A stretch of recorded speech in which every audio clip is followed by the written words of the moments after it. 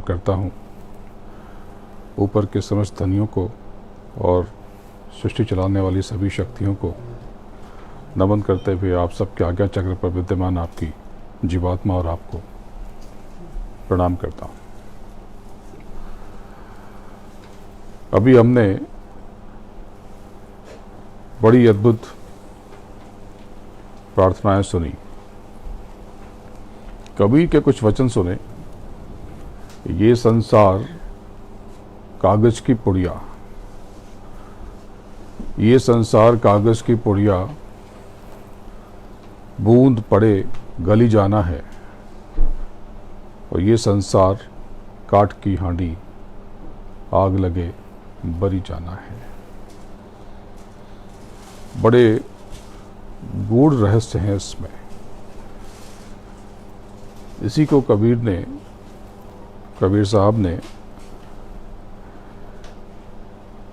इसकी व्याख्या करते हुए कहा था कि साधो ये मुर्दों का गांव, पीर मरे पैगंबर मरिए मरिए जिंदा जोगी, और राजा मरिए प्रजा मरिए मरिए वैद और रोगी, सूरज मरिए चंदा मरिए मरिए धरणी आकाशा, और 14 भुवन के चौधरी मरिए इन्हों की का आशा। ये सृष्टि निचली रचना, इसका जो आकार प्रकार है, ये सब बदल जाता है, सब मिट जाता है। आप सब जब पैदा हुए तब छोटे से पिंड में थे, 2-4 किलो के। आज आप सबका विस्तार हुआ। जैसे गुब्बारा, बलून बहुत छोटा सा होता है, उसमें हवा भरती है, फूल जाता है और एक दिन फट जाता है। ऐसे ही आप सब एक दिन फट जाओगे। अगले कुछ सालों में या कुछ दशकों में या आधी सदी में, उसके बाद एक दिन ऐसा आएगा कि जब आप निष्क्रिय हो जाओगे। आप लेटे रहोगे, लेकिन आपका ना हाथ हिलेगा ना पैर, ना आप अपना सर हिला पाओगे, ना बोल पाओगे। कभी इस स्थिति की कल्पना करके देखना तो बड़ा अजीब लगेगा कि क्या हम सबके जीवन में ऐसा समय आएगा। हाँ, हम सबके जीवन में ऐसा समय आएगा। ये जो आज के आनंद और दुख, शिकवे और शिकायत, परेशानियां और हैरानियां, ये सब उस क्षण खत्म हो जाएंगी। और खत्म हो जाएगा हमारा सारा भोग, हमारा सारा वैभव, हमारा सारा आनंद, हमारी सारी संपत्ति बेकार हो जाएगी, हमारे किसी काम ना आएगी। सारी दौलत, बड़े बड़े राजे चले गए, बड़े बड़े महाराजे चले गए। सिकंदर जब वो बीमार पड़ा और लगा कि अब वो न बचेगा, तो उसने हकीम लुकमान को बुलाया और उससे बोला कि मुझे ठीक कर दो। बोले महाराज, आपकी बीमारी लाइलाज है, अभी ठीक नहीं हो सकती। बोला मेरी सारी दौलत ले लो, मेरी आधी दौलत ले लो, मेरा आधा खजाना तुम्हारा। लुकमान ने कहा महाराज, आधा तो क्या पूरा भी आप दे दो तो मैं कुछ न कर पाऊंगा। सिकंदर सोच में पड़ गया। बोला ये दौलत क्या किसी काम की नहीं? क्या ये मेरी संपत्ति, मेरे हीरे मोती, मेरी कुछ सांसें भी खरीद नहीं सकते? लुकमान ने कहा नहीं हुजूर,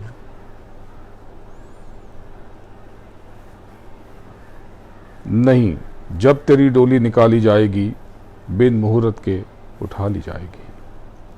उन हकीमों से ये कह दो बोलकर जो दावा करते हैं किताबें खोलकर कि ये दवा हरगिज न खा ली जाएगी कि ज़र सिकंदर का यहीं पर रह गया। हकीम लुकमान मरते दम तलक ये कह गया कि वो घड़ी हरगिज न टाली जाएगी जब तेरी डोली निकाली जाएगी। सिकंदर ने कहा कि ठीक है, जब मेरा इंतकाल हो जाए, मेरी मौत हो जाए, तो मेरी अर्थी के पीछे पीछे मेरे सारे खजाने गाड़ियों भर के ले आना और मेरे दोनों हाथ बाहर निकाल देना। लोगों ने पूछा, क्यों हुजूर, ऐसा क्यों?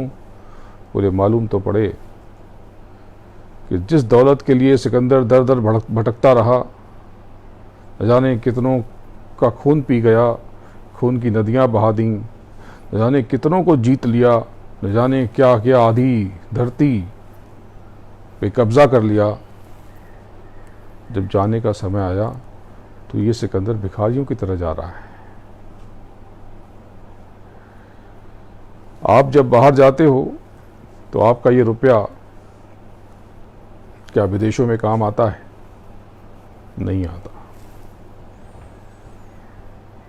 काम आता है लेकिन किसी एक्सचेंज काउंटर तक, बस। जो मनी एक्सचेंज काउंटर होते हैं, बस वहीं तक आप चाहो तो उस अपने रुपए को वहां के रुपए से बदल लो। उस काउंटर के बाद आपका ये रुपया यहाँ का वहाँ नहीं चलेगा। ये तो नीचे की सीमाएं हैं, ऊपर की सीमा तो भिन्न। यहाँ तो एक देश से दूसरे देश आप कुछ रुपए लेके जा भी सकते हो, कुछ ट्रांसफ़र भी कर सकते हो, कुछ फॉरेक्स कार्ड या कैश कार्ड या क्रेडिट कार्ड लेके जा सकते हो। जब ये देश छोड़ के जाओगे तो ऐसी कोई सुविधा नहीं है। ये बात नकारात्मक नहीं है, ये नेगेटिव थॉट्स नहीं है। आप में से किसी के मन में विचार आया कि हम इतना उल्टा क्यों सोचें, तो मैं बता दूं, ये उल्टा नहीं है, ये सीधा है। अगर ये न सोचोगे तो जीवन बेकार हो जाएगा। जीवन को समझने के लिए ये विचार आवश्यक हैं। वक्त है अभी भी कि आप ऐसे काउंटर पे जाओ और अपने धल बदल लो। तो ऐसे कौन से काउंटर होते हैं, ऐसी कौन सी कंपनी, कौन सा बैंक जहां पर आपकी ये करेंसी बदली जा सकती है? तो काउंटर आपके पास ही है, वो है कर्मों का काउंटर। वो कर्मों का बैंक अपने आचरण में, अपने कर्म में, अपने व्यवहार में, अपने मन से, वचन से, काया से ऐसे कर्म कर लो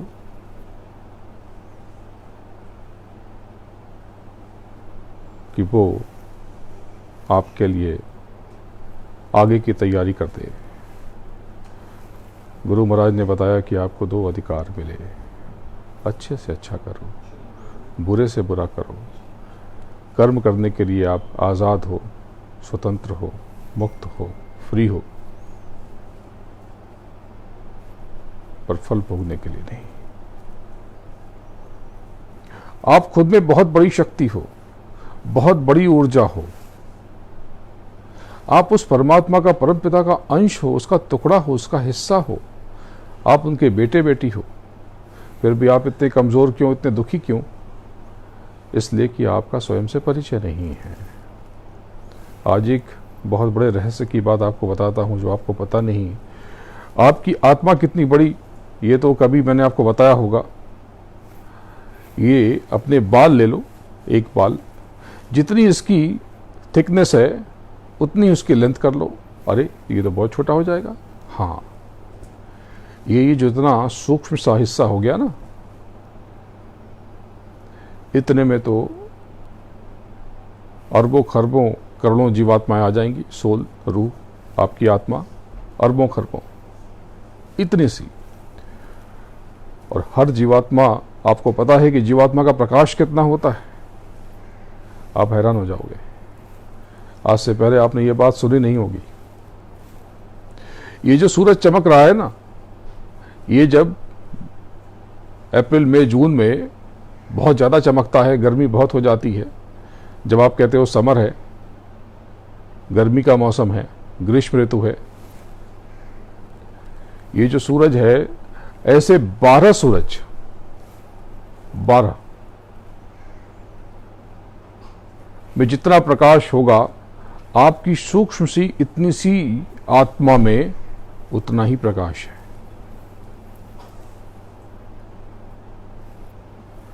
या आज से पहले आपको पता न थी? तो जो ये आपकी आत्मा, इसका एलिमेंट क्या, तत्व क्या, किस चीज़ की बनी है? एक कापूस की है, पानी की है, आइस की है, फायर की है, मिट्टी की है, किस चीज़ की आत्मा? तो आपकी आत्मा ये साउंड की है, शब्द। पर ये ध्वनि नहीं जो अभी पांडे जी ने आपको सुनाया, या जो हमारे आवाज़ हाथ से, वाद्य यंत्रों से या किसी चीज़ से निकलता है।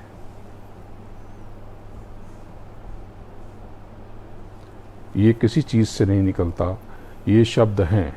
निचले शब्द आहत टकराव से पैदा होते हैं, ऊपर के शब्द अनाहत बिना किसी टकराव के पैदा नहीं होते। वो तो हैं, वो तो हैं। जब आप स्वयं का परिचय कर लोगे, बहुत से लोगों को लगता है कि ये धर्म से, आध्यात्म से क्या लाभ। नहीं, ये धर्म की बात नहीं, ये आध्यात्म की बात है। धर्म का मतलब कर्म का बोध, आपके अपने कर्मों की पहचान हो गई, डू एंड डोंट पता चल गया, तो मतलब आप धार्मिक हो। अगर आपको अपने डू एंड डोंट का पता नहीं है तो आप अधार्मिक हो। आपको किसी की संवेदना पता नहीं, किसी का दर्द पता नहीं, किसी की बेचैनी पता नहीं, तो आप कितने भी धार्मिक कहलाते हो, आप हो अधार्मिक। लेकिन आप किसी मंदिर में नहीं जाते, किसी मस्जिद में नहीं जाते, किसी गुरुद्वारे में नहीं जाते, आप लोगों की सेवा ज़रूर करते हो, किसी के दर्द से विचलित होते हो, मदद करते हो, करना चाहते हो, तन मन धन से आप सक्रिय रहते हो। कोई भी अगर आके आपसे निवेदन करता है, विनती करता है, तो आप उसके लिए, उसकी सेवा के लिए, मदद के लिए आप आगे आ जाते हो। आप ही धार्मिक हो और कोई धार्मिक नहीं है। अगर आपको अपना परिचय है तो आप किसी भी, आप स्वयं को जानते हो, खुद को पहचानते हो, अपनी शक्ति के बारे में पता है, तो आप भले ही किसी भी धर्म के ना हो, किसी भी संप्रदाय को ज्वाइन ना करो, किसी गुरु के पास मत जाओ, आप आध्यात्मिक हो, स्पिरिचुअल हो। स्पिरिचुअलिटी खुद का परिचय है। स्पिरिचुअल हो जाने पर, आध्यात्मिक हो जाने पर,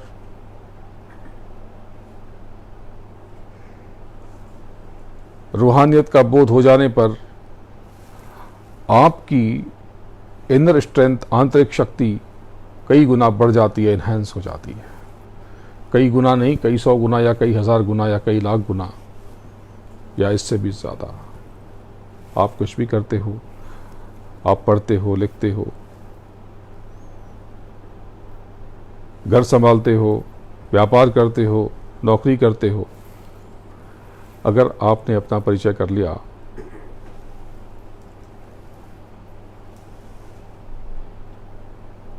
तो आप सब कुछ बहुत बेहतर करोगे। आपके जीवन के सारे कष्ट मिट जाएंगे। आपकी ज़िंदगी बड़ी खूबसूरत हो जाएगी, बड़ी हसीन हो जाएगी, अद्भुत हो जाएगी। आपके कर्म चाहे जैसे हों, पिछले, अगर नए कर्मों पर नियंत्रण कर लिया और ध्यान भजन में, यानी स्वयं के भीतर उतर गए, मेडिटेशन में, साधना में स्वयं को जान लिया, तो ये पिछले कर्म भी जल जाएंगे। जल जाएंगे यानी इनकी तासीर बहुत कम हो जाएगी, बहुत कम हो जाएगी। आपकी आंतरिक शक्ति इतनी बढ़ जाएगी कि पिछले कर्म सूक्ष्म हो जाएंगे और आपको पता भी न चलेगा और वो भोग पूरा हो जाएगा। तो क्या है विधि?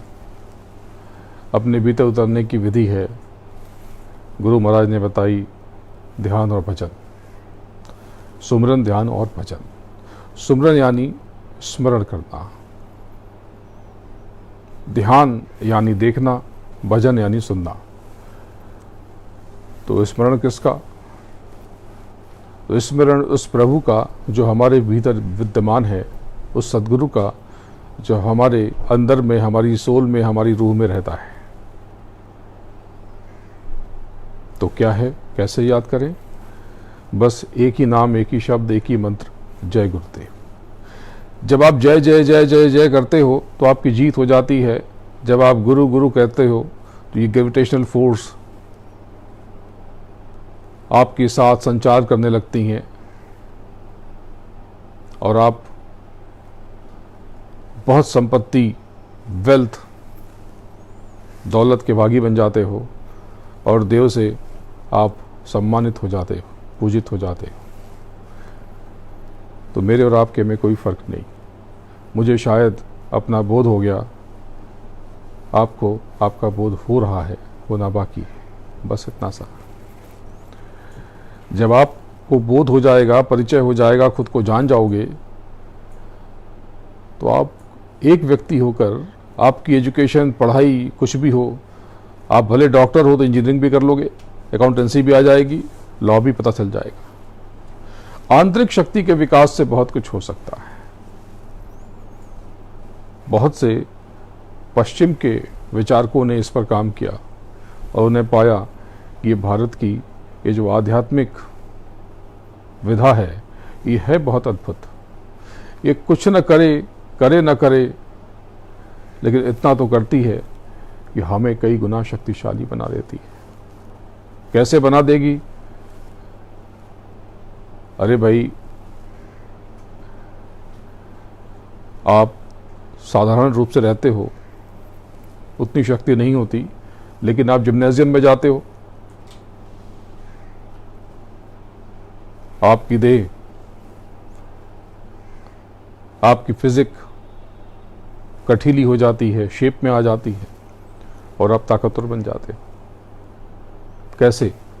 क्या करते हो? थोड़ा अभ्यास, उसके बाद थोड़ा खान पान पर नियंत्रण, बस इतना सा। एक पहलवान, एक बॉडी बिल्डर, जब बॉडी बिल्डर नहीं था तब भी वही व्यक्ति था, पर जो काम वो पहले नहीं कर सकता था आज कर सकता है। अगर आप नियमित रूप से मेडिटेशन करते, ध्यान करते, भजन करते, तो यकीन मानिए कि आपको इतना कष्ट न होता। कुछ लोगों को बहुत कष्ट है, कुछ लोगों को कम है। जो लोग नियमित अभ्यास करते हैं, नियमित, रेगुलर, उनको दुनिया की परेशानी पता भी नहीं चलती। सद्गुरु की दया और कृपा सदैव उनके साथ चलती है। तो आज थोड़े से में बात करेंगे, कुछ और प्रार्थनाएं सुनेंगे, ध्यान में बैठते हैं। ध्यान का मतलब देखना, कैसे ध्यान करना। तो आप बाहर की आंखें बंद कर लो कुछ 2-4 मिनट के लिए। मैं आपको निर्देश दूंगा, मैं आपको कहूँगा, तब आप आंख खोलना। आंख बंद करके दोनों आंखों के बीच से सीधा ध्यान दे करके, दृष्टि को रोक करके देखने की कोशिश करना। गुरु महाराज ने बताया कि जब आप सीधा ध्यान दे करके दृष्टि को रोकोगे तो आपको एक काला धब्बा दिखाई देगा। उस पर आप स्थिर हो जाओ, अपनी नज़र रोक दो। लगेगा कि वो काला तिल, वो बिंदु इधर उधर भाग रहा, लेकिन उसको रोको। वो बिंदु नहीं भाग रहा, आपका मन भाग रहा। इस मन को काबू करो, इस मन को रोको। आप पाओगे रेगुलर, नियमित अभ्यास से कि वो जो छोटा सा बिंदु है, वो डॉट या वो धब्बा, वो धीरे धीरे विशाल और विराट हो गया है। और उस कालेपन में सुर्खी आ गई, चमक आ गई। और वो जब उसके अंदर आप प्रविष्ट होगे तो बहुत अद्भुत नज़ारे के साक्षी बनोगे। ये अभी यहाँ पे करके आप रेगुलर, नियमित रूप से घर में ज़रूर करना। जब भी समय मिल जाए, सुबह, दोपहर, शाम, रात, आप ऑफिस जाते हो, आप स्कूल कॉलेज जाते हो, आप कहीं भी जाते हो, जब भी आपको समय मिल जाए तब कर लेना। कोशिश करना कि सुबह ज़रूर करना, अलग सुबह, अर्ली मॉर्निंग आप ये अवश्य करना। आप आंख बंद कर लो, सीधा देखो।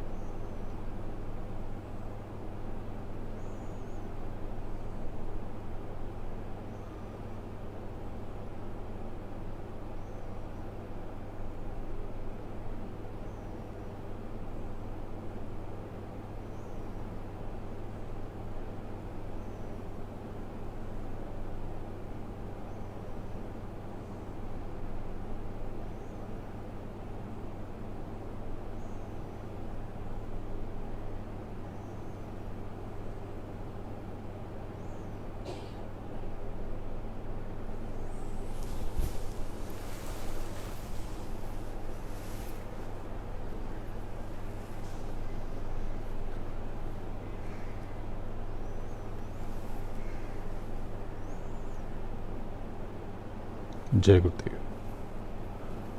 धीरे धीरे बाहर आ जाओ आप।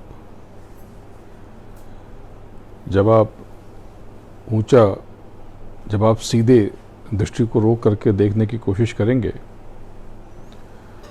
ये जो काला धब्बा बीच बीच में आकर के चला गया, जब इस पर दृष्टि रुकेगी तो शनय शनय आप विलक्षण अनुभव के साक्षी बनेंगे।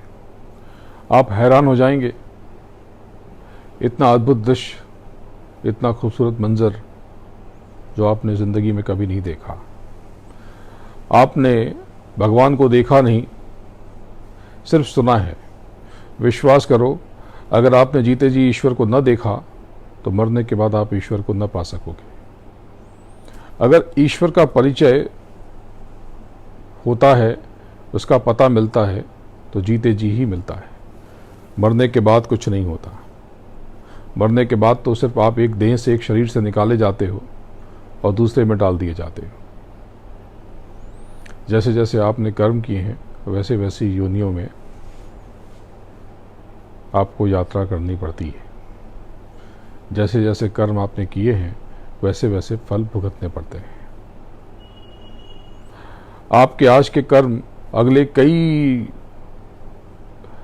जन्मों के, हजारों जन्मों के प्रारब्ध बन गए। आप आज जो भोग रहे हो वो सब पिछले, जो आपने पहले डिपॉजिट किया। इसको यूं समझो कि ये अभी नवंबर का महीना है, 3, 4, 5 तारीख या 1 तारीख को जो आपको सैलरी आई होगी, वो नवंबर की नहीं आई, वो अक्टूबर की आई।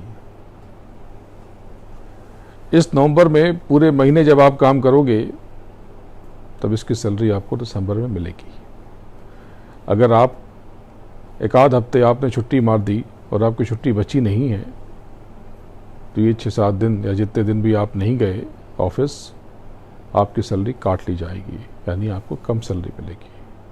अगर आपने कुछ एडवांस दे दिया, इस महीने दिवाली आई, दिवाली पे आपने एडवांस ले लिया और खर्च कर दिया, तो अगले महीने वो सैलरी भी नहीं मिलेगी।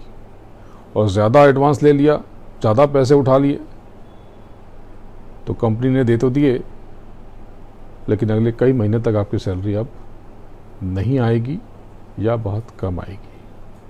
फिर आप चिल्लाओगे, रोओगे, कहोगे कि अरे मैंने तो इतनी मेहनत की, इतना काम किया, देर तक काम किया, फिर मुझे तनख्वाह क्यों नहीं मिल रही। वो तनख्वाह तो पहले ही उठा लिया आपने। उस तनख्वाह को, सैलरी को तो आपने पहले ही खर्च कर दिया, बिना सोचे, बिना समझे। बस यही जीवन का सार है। आप बिना सोचे, बिना समझे बहुत से काम कर जाते हो, कर्म कर जाते हो। बहुत सी बातें बिना सोचे आप बोल जाते हो, बक जाते हो। बहुत से विचार बिना सोचे आप कर जाते हो। मानसिक चिंतन, नकारात्मक, उल्टे सुलटे सोच लेते हो। ये सारे आपके खाते हैं। जो काया से कर्म किया वो तो कर्म है ही, लेकिन जो बोला वो भी कर्म है। ये मत समझना कि मैं तो केवल बोल के रह जाता हूँ या रह जाती, मैंने कुछ किया क्या। ये खुद को धोखा देना है, ऐसा चिंतन। या आप बोलो कि मैं सिर्फ नेगेटिव हो जाता हूँ या हो जाती हूँ, लेकिन मैं किसी को कुछ नहीं कहती। नहीं, ये भी कर्म किया आपने। ये जो उल्टे विचार आपके जहन में उभरे ना, ये भी एक कर्म है। ये आपके उज्जवल भविष्य को अंधकार में बदल देंगे। सकारात्मक चिंतन, सकारात्मक कर्म, सकारात्मक वचन, ये आपके अगले भाग्य का निर्माण करेंगे। जब भी बोलो आप मीठा बोलो, ऐसी वाणी बोलिए मन का आपा खोए, औरों को शीतल करे और आपहु शीतल होए। आपका मन ठीक नहीं है, आप उदास हैं, लेकिन फिर भी यथासंभव मीठा बोलने की कोशिश कीजिए। दूसरों के लिए खड़े हो जाइए। दूसरों की मदद में, दूसरों को जब की ज़रूरत हो, आप तैयार रहिए। दूसरों का दुखड़ा दूर करने वाले तेरे दुख दूर करेंगे राम। अगर आप किसी की मदद करते हो, यकीन करो आप किसी की मदद कर ही नहीं सकते। आप हो क्या, आप हो कौन जो किसी की मदद करोगे, आप तो सिर्फ अपने नए खातों का सृजन करोगे, नवीन खातों की रचना करोगे। जब आप सीधे देखोगे तो ये जो धब्बा है ये आपको तीसरे तिल तक पहुंचाएगा, और तीसरे तिल पर पहुंचते ही आप अपनी शक्ति से, अपने सामर्थ्य से, अपनी क्षमता से वाकिफ होना शुरू हो जाओगे, परिचित होना शुरू हो जाओगे। हालांकि इसके ऊपर यात्रा बहुत है, इसके ऊपर यात्रा बहुत है। जैसे ऊपर चढ़ते हो, गुरु की दया लेकर, कृपा लेकर, आप ऐसी ऐसी चीज़ों को देखते हो जो आपने न कभी सोचा ना समझा। बिल्कुल वैसे जैसे सिनेमा देखते हो, इससे भी बेहतर। आप मुझे, मैं आपको देख रहा हूँ, इससे भी बेहतर, इससे भी साफ एक एक चीज़ें आपके नज़दीक आती हैं। ये कल्पना नहीं है, ये वहम नहीं है, ये किस्सा या कहानी नहीं है, ये सत्य है, यथार्थ है, वास्तविकता है, ट्रुथ है। करो और देखो। तो आपको किसी ने आज तक ये न कराया, न देखने की विधि बताई, न जानने का मार्ग दिया, लेकिन ये मार्ग आध्यात्म का बड़ा विलक्षण, बड़ा अद्भुत। ये रोज अभ्यास करते रहो। जो ध्यान आपने किया, इसका दूसरा हिस्सा भजन है। भजन यानी सुनना, भज और श्रवण। तो कैसे अपनी अंदर की सुनने की शक्ति से, अपने अंदर के कर्ण से, अपने भीतर के कान से। जैसे आपने देखा तो किससे देखा? ये बाहर के कानों को बंद किया, बाहर की आंखों को बंद किया और अंदर की आंखों से देखा, देखने का प्रयास किया। ऐसे ही आप अंदर के कानों से सुनने का अभ्यास करें। यहाँ पर आपकी सोल है, रूह है, जीवात्मा है, दोनों आंखों के मध्य, बीच में, केंद्र में बैठी हुई, यहाँ पर इसके बीच में। ये बाहर की आपके दो कान, दो आंख और दो नाक, अंदर एक कान, एक आंख, एक नाक।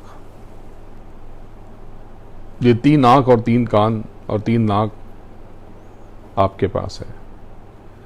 तो बाहर से जो देखा, बाहर से जो सुना वो निरर्थक, जो अंदर से देखा वही सार्थक।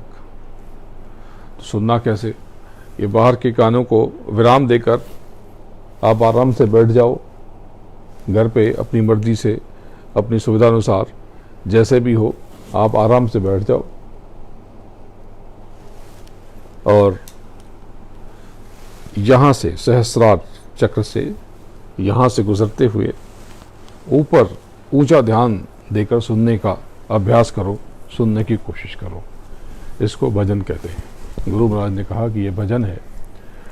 इससे आप ऊपर के शब्दों को, ऊपर के नाद को, ऊपर की ध्वनि को, ऊपर के गीत को, संगीत को, आवाज़ों को पकड़ सकोगे। वही असली खजाना है, वही है वास्तविक दौलत जो आपके साथ जाएगी। जैसे कर्म आपके साथ जाएंगे, ये यात्रा भी आपके साथ जाएगी। ऊपर के शब्द जो आपको एक गुंजन से, कभी सीटी जैसे, कभी गूंजते हुए बहुत सारी ध्वनि सुनाई पड़े, आप हर ध्वनि को अलग अलग करके देखने का अभ्यास करो, उसको सुनने की कोशिश करो। वो यंत्र, वो किस वाद्य यंत्र, किस इंस्ट्रूमेंट्स के नज़दीक हैं, किससे मिलते जुलते हैं। जब उन शब्दों को आप सुनने की कोशिश करने लगोगे, आपकी शक्ति बढ़ने लगेगी। आपकी जो देह की व्याधियां हैं ये कम होनी शुरू हो जाएंगी और आपकी क्षमता बढ़ जाएगी। इससे कुछ न हुआ, आपको शुरू में अनुभव तो नहीं होगा, लेकिन कुछ न कुछ अनुभव जरूर होगा। और रूहानी दौलत आपको जब मिलेगी तब मिलेगी। इससे सबसे पहले फायदा दुनिया के कर्म का होगा। आपका कर्म, आपका काम बहुत बढ़िया हो जाएगा, बहुत बेहतर हो जाएगा। आपकी शक्ति कई गुना बढ़ जाएगी और आपके कर्म में, आपके काम में, आपके प्रयास में एक खास बात नजर आएगी। एक विशिष्ट चिन्ह उसमें लोगों को दिखाई देगा, क्योंकि आपके उस कर्म में आपकी शक्ति के साथ, आपकी बाहरी शक्ति के साथ आपकी आंतरिक यानी रूहानी शक्ति भी शामिल हो चुकी है। तो वो कर्म तो खूबसूरत हो ही जाएगा। तो अभ्यास करते हैं कैसे? इन दोनों कानों को बंद करके यहां से सुनने की कोशिश कीजिए।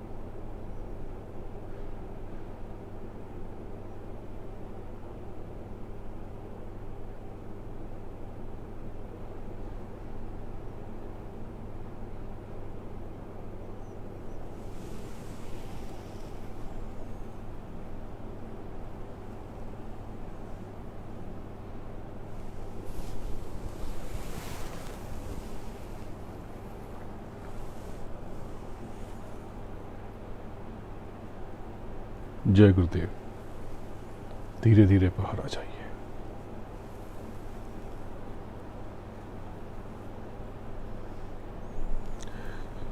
जब आप ज़्यादा देर बैठेंगे तो आपकी सारी अशांति शनै शनै करके धीरे धीरे आहिस्ता आहिस्ता नष्ट होने लगेगी। आपके भीतर शक्ति का संचार हो जाएगा। जैसे जैसे ऊपर के शब्दों को आप पकड़ते जाओगे, आप ऊपर चढ़ते चले जाओगे। जैसे कोई चीज नीचे गिरती है, आप ऊपर की तरफ गिरोगे और धीरे धीरे धीरे धीरे आप ऐसी ऐसी धुनें सुनोगे, ऊपर के मंडलों के, ऊपर के लोगों के, ऊपर के मकाम, वहां की आवाजें और वहां का परिचय प्राप्त करोगे। जब आप सुनने लगोगे तब आपको मेरी इन बातों का अर्थ समझ में आएगा। ये बात मैं हर बार कहता हूं और आप सुनते हो। सत्संग के बाद 3 दिन 4 दिन तो करते हो, फिर कभी करते हो, फिर कभी नहीं करते हो और 10-15 दिन के बाद आप छोड़ देते हो। फिर कभी कभी कर भी लेते हो, इससे कुछ नहीं होगा। जैसे आप कभी जिम जाते हो, कभी नहीं जाते हो, 3 दिन गए, 5 दिन गए, फिर 2 महीने नहीं गए, तो सब गया हुआ बेकार। पर यहाँ बेकार तो नहीं होता, जो भी आपने जितना भी अभ्यास किया आपके खाते में जमा हो गया। गुरु महाराज कहते हैं कि आप जब अभ्यास करते हो, ध्यान और भजन करते हो, यह आपके खाते में जमा हो जाता है, और यह सत्य है। आपकी पूजा की, उपासना की, अपने धर्मों की विधि चाहे जो हो, आप इसको करते रहो। आप एक दिन वो हासिल कर लोगे, वो खजाना आपके रूबरू खड़ा हो जाएगा जो आपने सोचा भी नहीं था। ये धन दौलत, ये स्थूल संपत्ति बेमानी है, बेकार है, ये खजाने नहीं है। ये तो राम के खजाने, कृष्ण के खजाने, उसके बाद के राजाओं के खजाने, उसके पहले चक्रवर्ती राजाओं के खजाने, ये सब इसी धरती में दफन हो गए। यहीं से निकले तो इसी में मिल गए, कहीं जाते नहीं है ये। आप जब जाओगे इस देह को छोड़कर तो खाली हाथ जाना पड़ेगा। जब आप इस बात को याद करते रहोगे कि एक दिन आपको खाली हाथ जाना है, तो एक बात तो होगी कि आपसे गलतियां बहुत कम होंगी, आपको गुस्सा कम आएगा, आपसे त्रुटि नहीं होगी, भूल करने से बच जाओगे। और एक न एक दिन तो जाना है। छोड़कर संसार जब तू जाएगा, कोई न साथी तेरा साथ निभाएगा। छोड़कर संसार जब तू जाएगा, कोई न साथी तेरा साथ निभाएगा। गर प्रभु का भजन किया ना, सत्संग किया न 2 घड़ियाँ, यमदूत लगा कर तुझको ले जाएंगे हथकड़ियाँ। पछताएगा कोई न साथी तेरा साथ निभाएगा। छोड़कर संसार जब तू जाएगा, कोई न साथी तेरा साथ निभाएगा। इस पेट भरने के खातिर तू पाप कमाता निस दिन, शमशान में लकड़ी रख कर तेरे आग लगेगी, एक दिन खाक हो जाएगा। कोई न साथी तेरा साथ निभाएगा। छोड़कर संसार जब तू जाएगा, कोई न साथी तेरा साथ निभाएगा। सत्संग की तू इसमें लगा ले गोता, वरना इस दुनिया से तू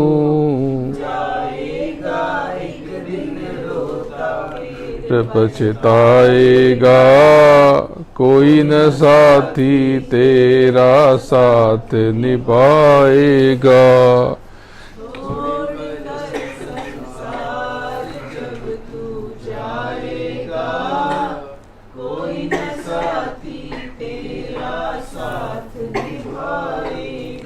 क्या कहता मेरा मेरा ये दुनिया रैन बसेरा, यहाँ कोई न रहने पाता है चंद दिनों का डेरा, अंत उड़ जाएगा।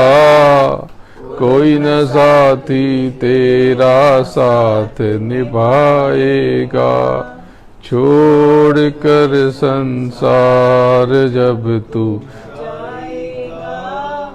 कोई न साथी तेरा साथ निभाएगा।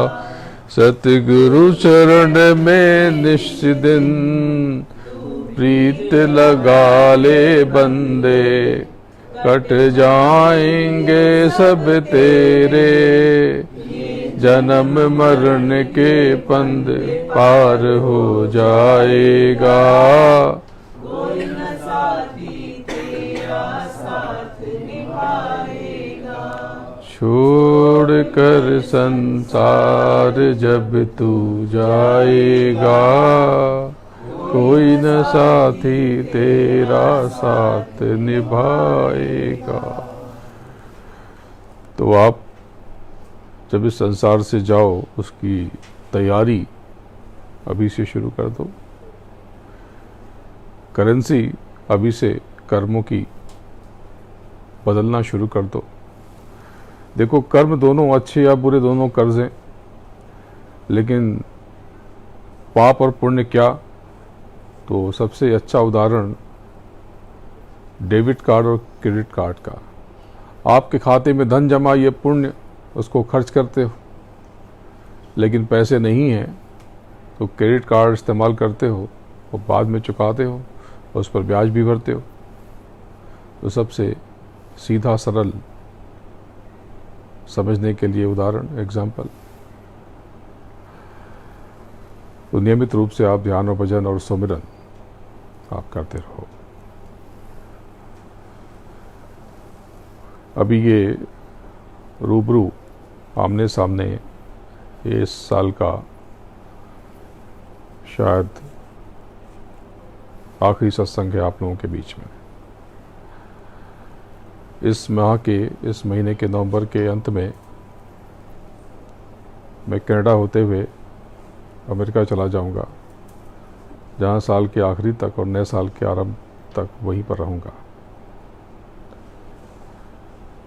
नए साल का सत्संग कई बार की तरह, हमेशा की तरह, पहले रविवार को नेरुल में टेन ऑडिटोरियम में होगा। तारीख 6 जनवरी है शायद, पहला रविवार जनवरी का। तो समय आपको बता दिया जाएगा। बीच में दिसंबर में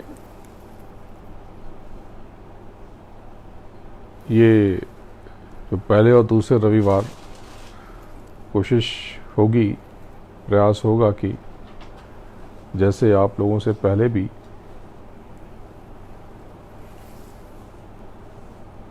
दूर से बात होती थी, ऑनलाइन वीडियो कॉन्फ्रेंसिंग के द्वारा, वैसे होती रहे। तो आप सब वैसे ही इकट्ठा होते रहेंगे जैसे होते थे। आने वाला समय, जो इसकी कठिनाई है, इसकी जो तीव्रता है, इसकी जो बेचैनी है, अब धीरे धीरे कम होनी शुरू होगी। पर ये अजीबोगरीब समय अभी कुछ और समय रहेगा। इसके संकेत मैं 6 जनवरी के सत्संग में आपको और स्पष्ट रूप से दूंगा। समय तो अभी भी विचित्र है। इस साल के शुरू में मैंने कहा था कि जिनके बुजुर्ग माँ बाप हैं उनको होशियार रहना चाहिए, उनकी सेहत में दिक्कत हो सकती है। तो कमोबेश हर किसी के घर में या उसके आसपास ऐसी चीज़ें दिखाई पड़ी। कुछ लोग बीमार हो गए और कुछ लोग नहीं रहे।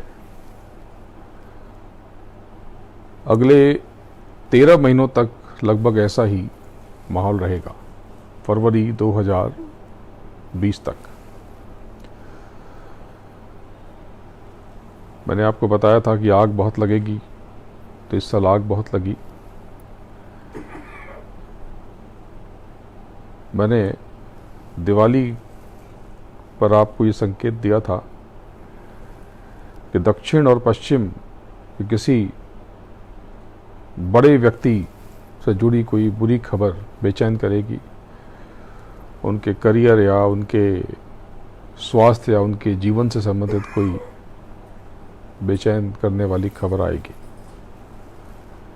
और मैंने तो आपको नाम भी बता दिए थे कि उनके नाम ए से या एस से या एम से या डी से, इसके अलावा भी हो सकते हैं।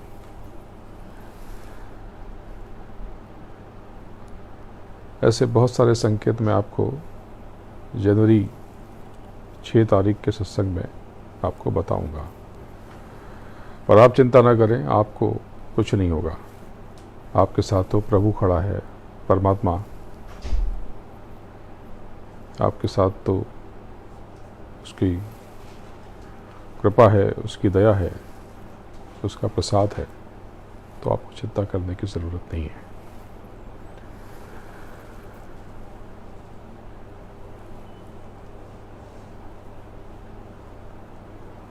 एक चीज़ करते रहो, आर्थिक कष्ट, फाइनेंशियल क्रंच जिसको जिसको है, तो नियमित रूप से शाम को पूरे घर में सुगंध करते रहेंगे, चाहे वो पुष्प से हो, चाहे वो धूप हो, अगरबत्ती हो, गुगुल, लोबान, जटामासी, चंदन, किसी भी चीज़ से सुगंध करते रहें। मन जब बेचैन हो तो अपनी और परिस्थितियों के बीच में ऐसी सिचुएशन आ जाए जब बहुत डर लगे, तो बीच में सदगुरु को खड़ा कर दें, गुरु महाराज को खड़ा कर दें, और आप एकदम शांत भाव से उसको देखते रहें। अगर किसी से कहा सुनी भी हो रही है तो आप प्रत्युत्तर उसका जवाब तो दें, लेकिन तीखा जवाब, टेढ़ा जवाब न दें। आपकी वाणी मीठी हो, शांत हो, उसका सामना करें, भागे नहीं, असत्य से बचें।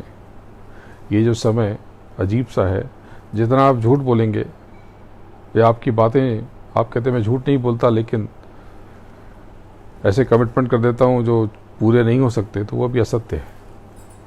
जिस चीज़ की श्योरिटी नहीं है आपके पास में, पूरा भरोसा नहीं है, वो न कहें।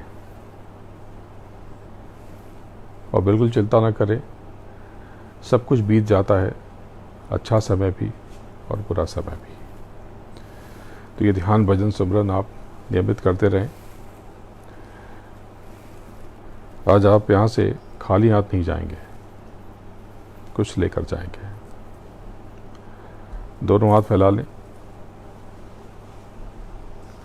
आंख बंद कर लें, और जो भी आपकी समस्या है, परेशानियां हैं, आप ये प्रार्थना करें सकारात्मक भाव से कि ये सारे कष्ट मैं छोड़कर जा रहा हूँ या जा रही हूँ। ये परेशानी है तो ये ना कहें मैं बहुत परेशान हूँ, ये कहें कि मेरी जो परेशानी है अब खत्म हो जाएगी, मुझे यकीन है, विश्वास है, मुझे पता है।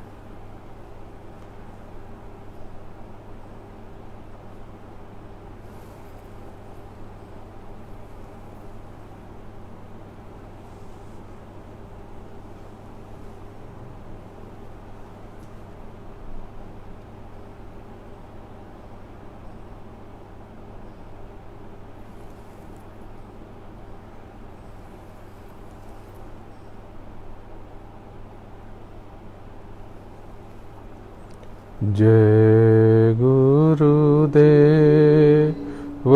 जय गुरुदेव, जय गुरुदेव, जय जय गुरुदेव, जय गुरुदेव, जय गुरुदेव, जय गुरुदेव, जय जय गुरुदेव। गुरु महाराज के चरणों में प्रणाम करता हूँ, वंदन करता हूँ, प्रार्थना करता हूँ। ऊपर के समस्त धनियों और शक्तियों को नमन करता हूँ। आप सब का आभारी हूँ, आप सबके आज्ञा चक्र पर बैठी आपकी जीवात्मा को और आपको प्रणाम करता हूँ, अभिवादन करता हूँ। प्रणाम। जय गुरुदेव।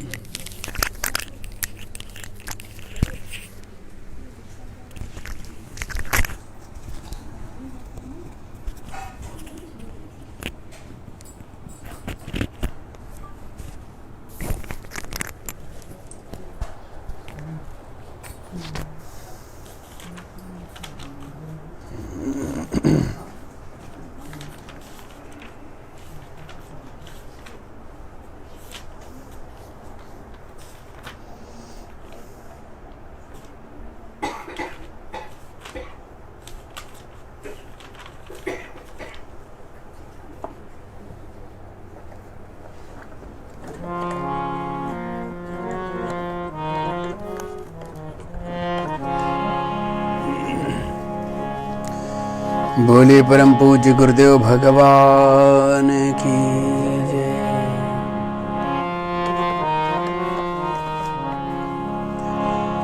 गुरु जी से मिलने का, प्रभु जी से मिलने का, सांवरे से मिलने का,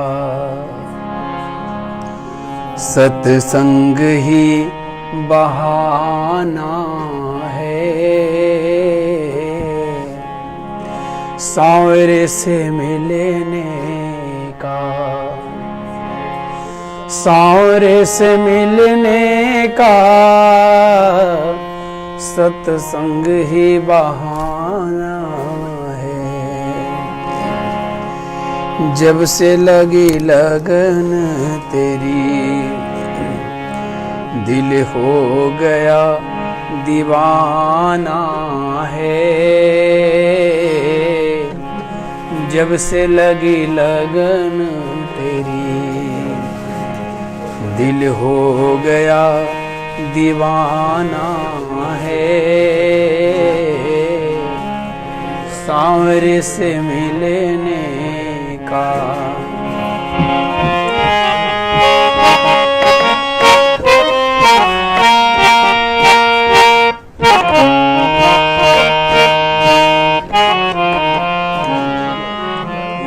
मीरा पुकार रही, आ जाओ बनवारी। हो मीरा पुकार रही, आ जाओ बनवारी। जहर के प्याले को, प्याले को, प्याले प्याले को, प्याले जहर को, प्याले को, जहर के प्याले को अमृत बनाना है। जहर के प्याले को अमृत बनाना है। जब से लगी लगन तेरी, जब से लगी लगन तेरी, जब से लगी लगन तेरी, दिल हो गया दीवाना है सांवरे से मिलने का, सांवरे से मिलने का, सत्संग ही बहाना है।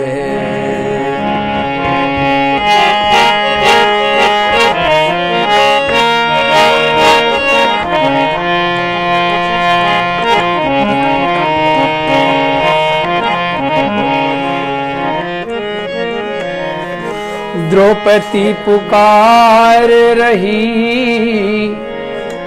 आ जाओ बनवारी,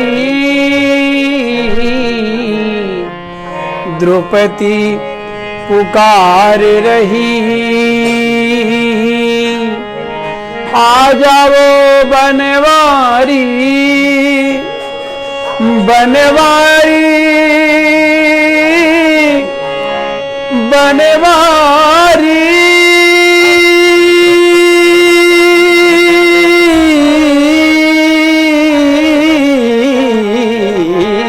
द्रौपदी पुकार रही, आ जाओ बनवारी, द्रौपदी पुकार रही, आओ मेरे बनवारी, सभा में आके मेरी हो, सभा में आके मेरी लाज बचाना है।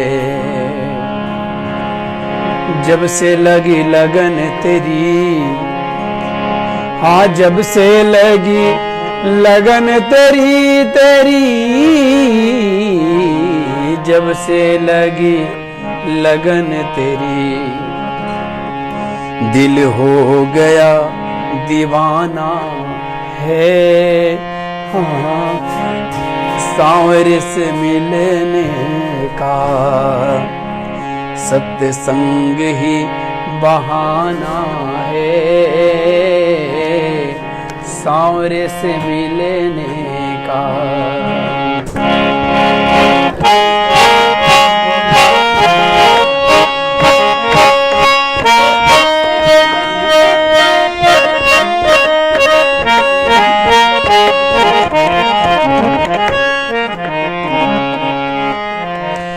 सबरी पुकार रही, आओ मेरे बनवारी, सबरी पुकार रही, आओ मेरे बनवारी, सबरी पुकार रही, आओ बनवारी, सबरी पुकार रही, आओ मेरे बनवारी, खट्टे मीठे बैरों का, ओ खट्टे मीठे बैरों का, खट्टे मीठे बैरों का भोग लगाना है, सांवरे से मिलने का, सत्संग ही बहाना है, सांवरे से मिलने का।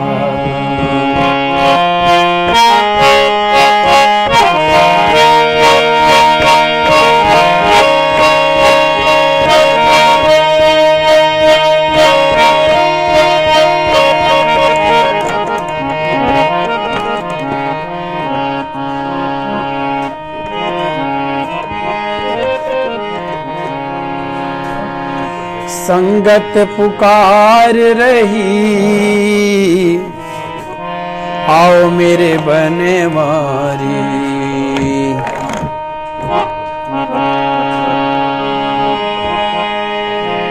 संगत पुकार रही, आओ मेरे बनवारी। संगत पुकार रही, आओ बनवारी। बनवारी बनवारी बनवारी बनवारी, संगत पुकार रही, आओ बनवारी। संगत पुकार रही, आओ मेरे बनवारी। रास रचा करके, ओ रास रचा करके आनंद लुटाना है। रास रचा करके आनंद लुटाना है। जब से लगी लगन तेरी, दिल हो गया दीवाना है। सांवरे से मिलने का सत्संग ही बहाना है। सांवरे से मिलने का। बोलिए परम पूज्य गुरुदेव भगवान की जय।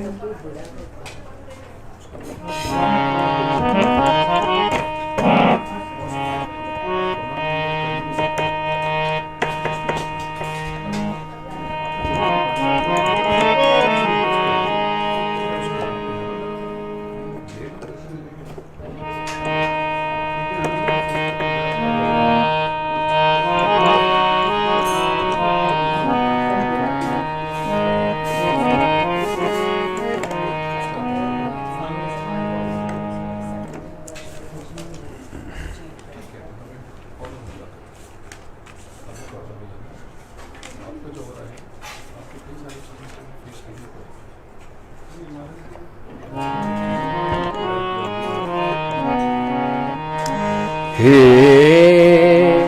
निर्बल के रामा, रामा रामा रामा, हे निर्बल के रामा। मेरे अंदर बस जाओ, हे निर्बल के रामा। थोड़ा कष्ट उठा करके मेरा मान बढ़ा जाओ, हे निर्बल के रामा। हे निर्बल के रामा। मेरे अंदर बस जाओ, हे निर्बल के रामा।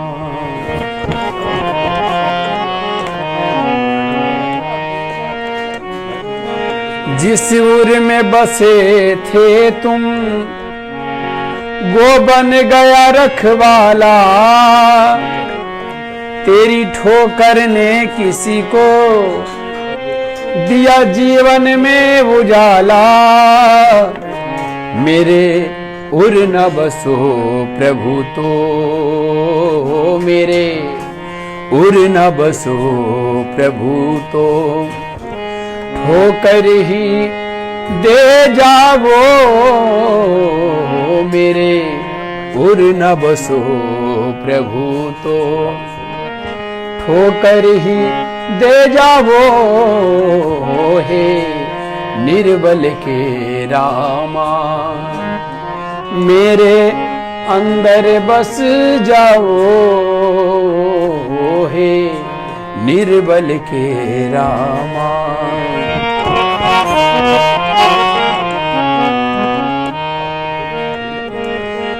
भव सिंधु खेवैया ने माझी का सहारा लिया, श्रद्धा का मान रखने झूठा आहार किया। भव सिंधु खेवैया ने माझी का सहारा लिया, श्रद्धा का मान रखने झूठा आहार किया। मुझ पे हो कृपा तेरी, मुझ पे हो कृपा तेरी, अनुभव ही करा जाओ, अनुभव ही करा जाओ हे निर्बल के रामा, मेरे अंदर बस जाओ हे निर्बल के रामा।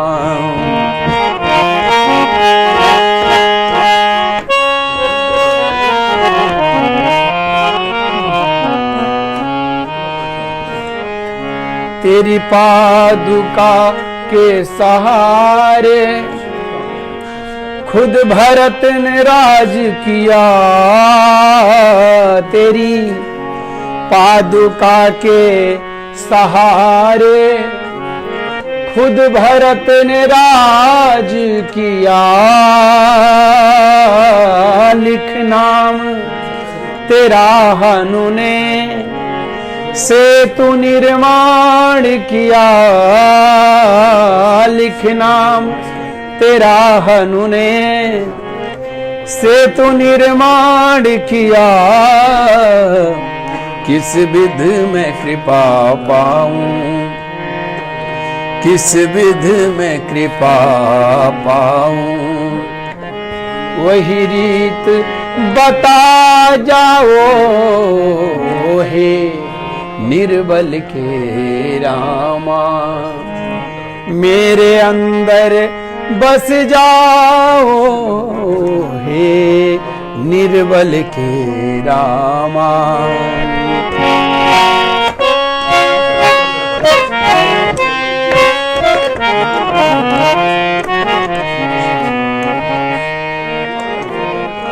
इतना तो करना स्वामी, जब प्राण तन से निकले,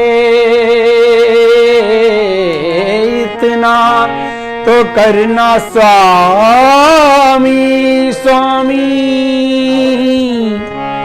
जब प्राण तन से निकले, अंतिम श्वासों के कण माया में ना अटके, जिह्वा पे हो नाम तेरा,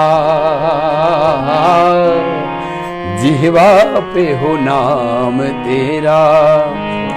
ऐसा कुछ कर जाओ जिह्वा पे हो नाम तेरा, ऐसा कुछ कर जाओ हे निर्बल के रामा, मेरे अंदर बस जाओ, बस जाओ हे निर्बल के रामा। थोड़ा कष्ट उठा करके, थोड़ा कष्ट उठा करके मेरा मान बढ़ा जाओ, मेरा मान बढ़ा जाओ हे निर्बल के रामा, हे निर्बल के रामा, हे निर्बल के रामा। बोलिए परम पूज्य गुरुदेव भगवान की जय।